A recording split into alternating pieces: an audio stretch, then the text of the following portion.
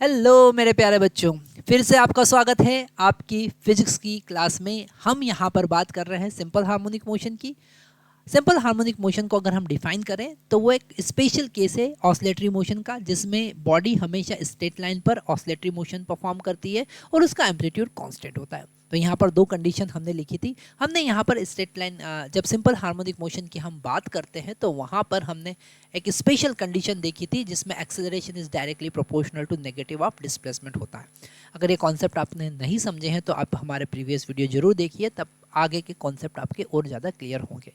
Last lecture में हमने phasor diagram की बात की। आप अगर सिंपल हार्मोनिक मोशन को समझना चाहते हैं तो उसका फेजर रिप्रेजेंटेशन बहुत ज़्यादा इंपॉर्टेंट है, जो आपको समझना पड़ेगा। और उसमें हमने कोई पार्टिकल अगर सर्कुलर पाथ पर मूव कर रहा है तो उस पार्टिकल से अगर किसी डायमीटर पर हम परपेंडिकुलर ड्रॉ करते हैं तो फुट ऑफ परपेंडिकुलर क्या करता है, एसएचएम परफॉर्म करता है। यहाँ पर सर्कुलर मोशन चल रहा है और वो फुट ऑफ परपेंडिकुलर क्या परफॉर्म कर रहा है, एसएचएम परफॉर्म कर रहा है। ये सारे कॉन्सेप्ट हमने देखे थे। इसकी हेल्प से आप इनिशियल फेज क्या होता है वो हम समझे थे, और उसी से रिलेटेड आज हम एक न्यूमेरिकल देख रहे हैं ताकि हमारे कॉन्सेप्ट और स्ट्रॉन्ग हो जाए। जो लास्ट लेक्चर में अगर कोई डाउट रह गया है तो इस न्यूमेरिकल की हेल्प से आपका क्लियर हो जाएगा। तो यहाँ पर हमारे पास में एसएचएम को कैसे हम सर्कुलर मोशन की हेल्प से रिप्रेजेंट कर सकते हैं। यहाँ पर हमारे पास एक सर्कुलर रिंग है ना, और इस सर्कुलर पाथ पर जिसका रेडियस क्या है, ए है, और यहाँ पर दो डायमीटर हमने लिए, इसका रेडियस है ए, और सर्कुलर पाथ पर कोई बॉडी अगर मूव करती है तो उससे परपेंडिकुलर अगर हम ड्रॉ करते हैं किसी भी डायमीटर पर तो हमको मिलता है एसएचएम। जो मोशन होता है फुट ऑफ परपेंडिकुलर का वो एसएचएम होता है। यहाँ पर एक न्यूमेरिकल हमको देखना है कि अगर पार्टिकल स्टार्ट कर रहा है x इक्वल टू ए से, ठीक है, तो ध्यान से समझना आपको। If particle is starting from sorry if a particle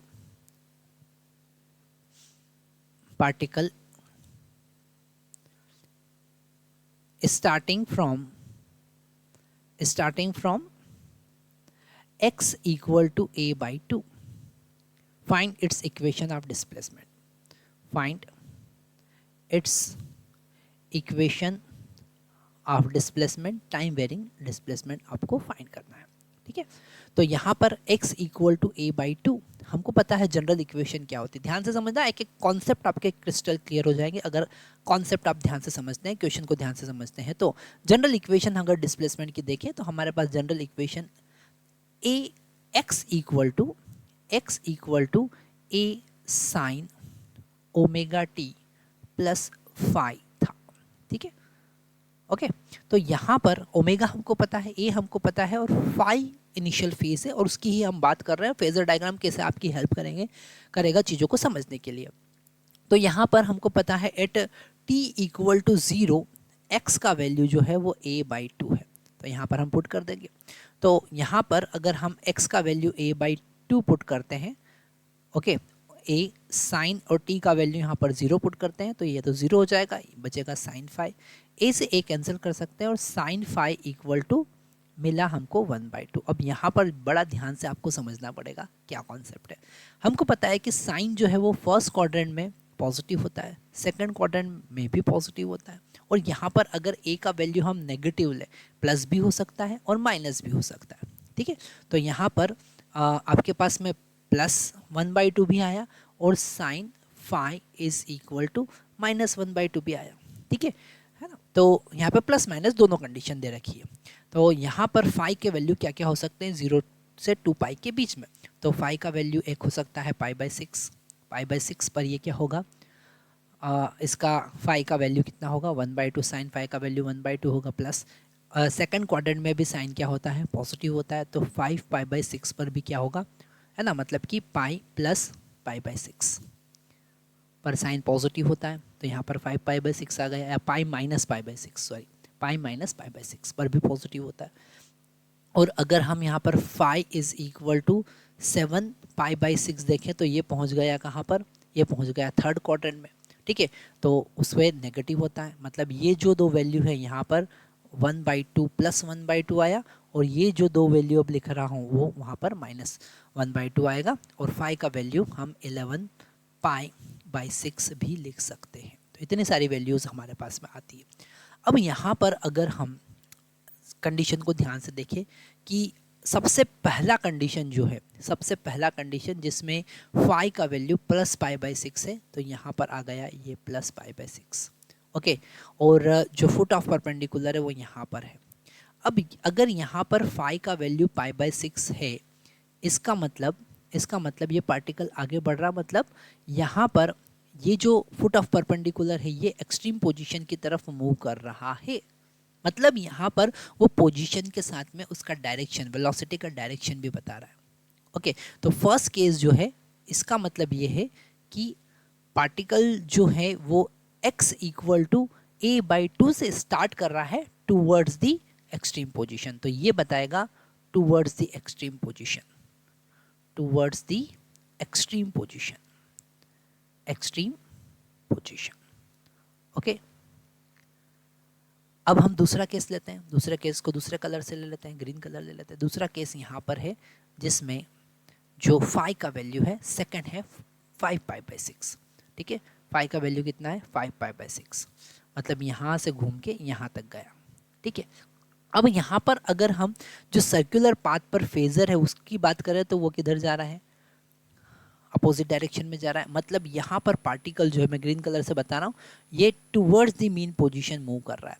मतलब अगर आपने phi is equal to 5 pi by 6 लिया है, ओके, इसका मतलब ये है कि वो है तो x equal to a by 2 पर वो मीन पोजीशन की तरफ जा रहा है, moving towards the mean position, towards the mean position.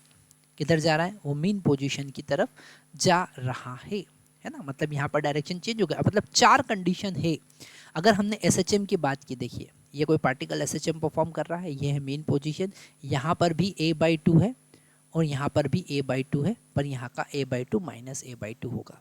अब यहाँ पर जब particle x equal to a by 2 से स्टार्ट कर रहा है, तो first condition, that is the first condition जिसमें फेज है पाई बाई 6, वो एक्सट्रीम पोजीशन की तरफ मूव कर रहा है। सेकंड कंडीशन जिसमें वो मीन पोजीशन की तरफ मूव कर रहा है, और जब वो मीन पोजीशन की तरफ मूव कर रहा है तो यहाँ पर फेज आपको लेना पड़ेगा कितना, 5 पाई बाई 6, है ना। तो फेज से सब कुछ चेंज हो गया, उसका डायरेक्शन चेंज हो गया। वो टूवर्ड्स स्टार्ट उसने x equal to a by 2 पे किया है, पर उसका वेलोसिटी का डायरेक्शन चेंज हो गया।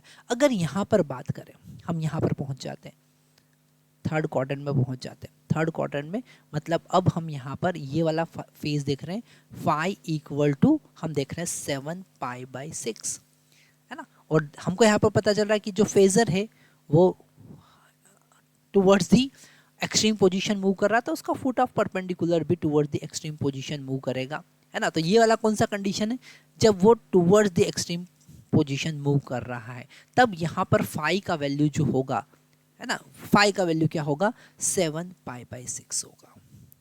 और हमारे पास लास्ट वाला केस बचा, ठीक है, जब वो अपोजिट साइड है और किधर जा रहा है, वो टूवर्ड द मीन पोजीशन जा रहा है, तो उसका जो फुट ऑफ परपेंडिकुलर है उसके लिए आप फेज जो लिखेंगे, यहाँ से गोल घूम के आपको यहाँ तक आना पड़ेगा, दैट इज 11 पाई बाई 6, है ना। 2 pi minus pi by 6 also sine pi by 6। तो यहाँ पर हमको लिखना पड़ेगा, ये थर्ड क्वाड्रेंट में पहुँच गया और ये टूवर्ड्स द मीन पोजीशन पहुँच गया। तो यहाँ पर अगर हम देखते हैं तो 2 इस वाले में वो मूव कर रहा है towards extreme position, towards extreme position, और यहाँ पर अगर हम देखें तो वो मूव कर रहा है towards the mean position.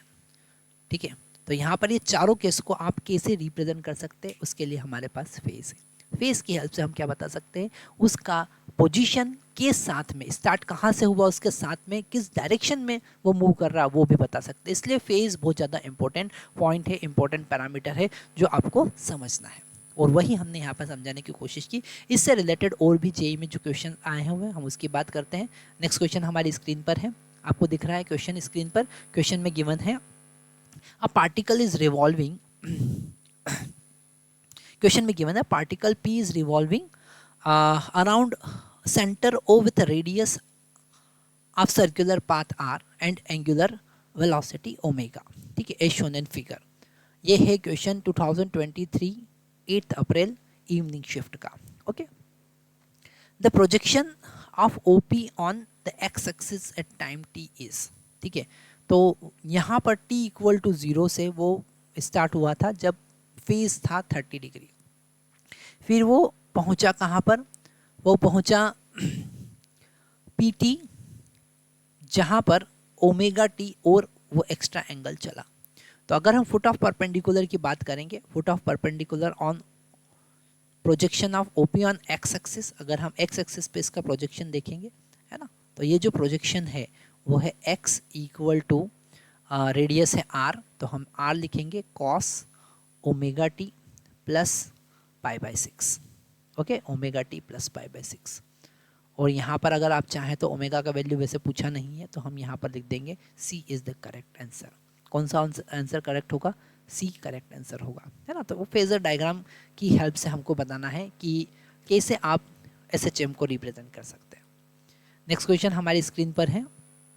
Question में गिवन है, ये भी 2021 25 फेब इवनिंग शिफ्ट में पूछा गया क्वेश्चन है, ठीक है। हम यहाँ पर जेई के क्वेश्चन की हेल्प से समझ रहे हैं कि कैसे अभी तक जो हमने समझा उसको हम और अच्छे समझ सकते हैं, है ना। फेजर डायग्राम को हम यहाँ पर समझ सकते हैं। क्वेश्चन में गिवन है y is equal to a sin omega T plus five is the time displacement equation of SHM at t equal to 0 and displacement of particle is y equal to a by 2, okay, is moving along the negative x direction, along the negative x direction, ठीक है। तो अगर हम यहाँ पर एक circle draw करें, ये हमने एक सर्कल बनाया, ठीक है, और यहाँ पर हमने ये फुट ऑफ परपेंडिकुलर लिया P, ठीक है।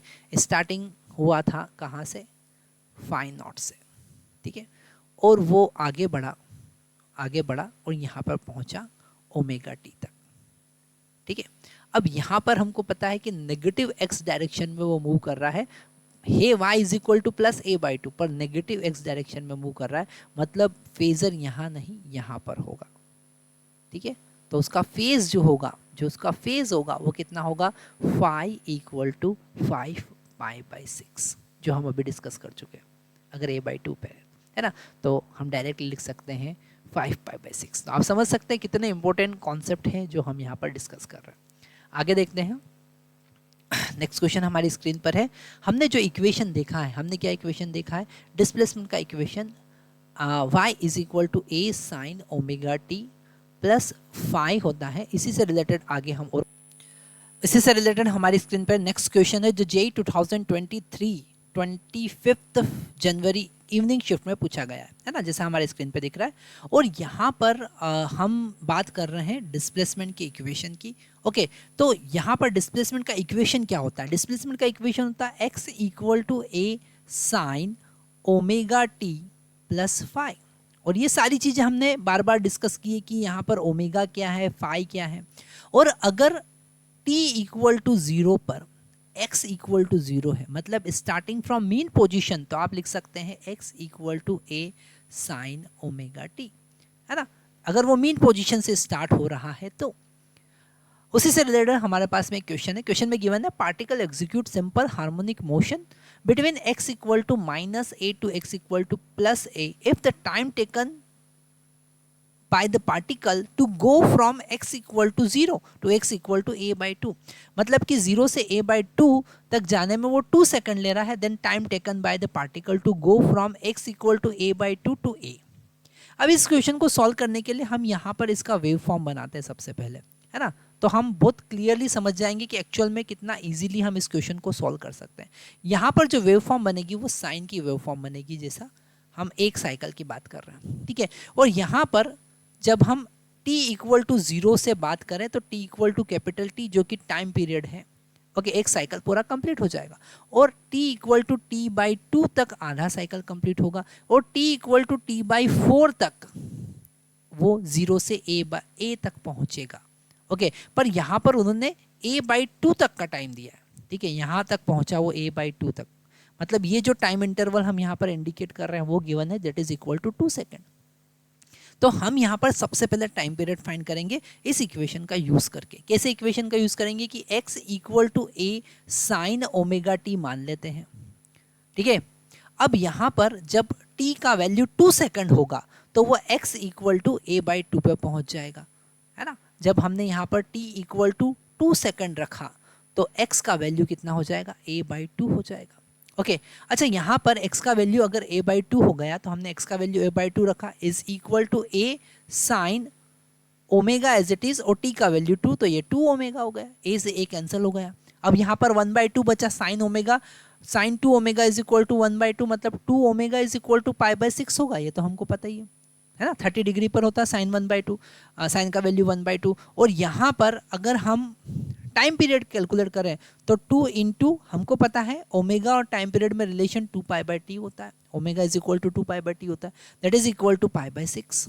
पाई से पाई हम कैंसिल करेंगे और t का वैल्यू कैलकुलेट करेंगे तो t का वैल्यू हमारे पास में आया 24 सेकेंड। कितना आया, 24, मतलब 2 सेकेंड जो उन्होंने गिवन था उससे हमने पूरा टाइम इंटरवल निकाल लिया। अब हम यहाँ पर देख सकते हैं कि अगर यहाँ तक का टाइम जो है कंप्लीट टाइम वो 24 सेकेंड है, ओके, और आधा टाइम हो जाएगा 12 सेकेंड, और उसका भी आधा मतलब 0 से a/2 तक वो आ जाएगा 6 सेकेंड में, ठीक है। अब यहाँ पर 0 से a/2 तक वो 2 सेकेंड में आया था, तो बचा हुआ टाइम जो है वो a/2 से a तक का है, मतलब 4 सेकेंड।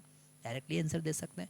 तो यहाँ आप देख सकते हैं कि कैसे अगर बेसिक चीज़ें हम क्लियर कर लेते हैं तो इजीली क्वेश्चन को सॉल्व कर लेंगे।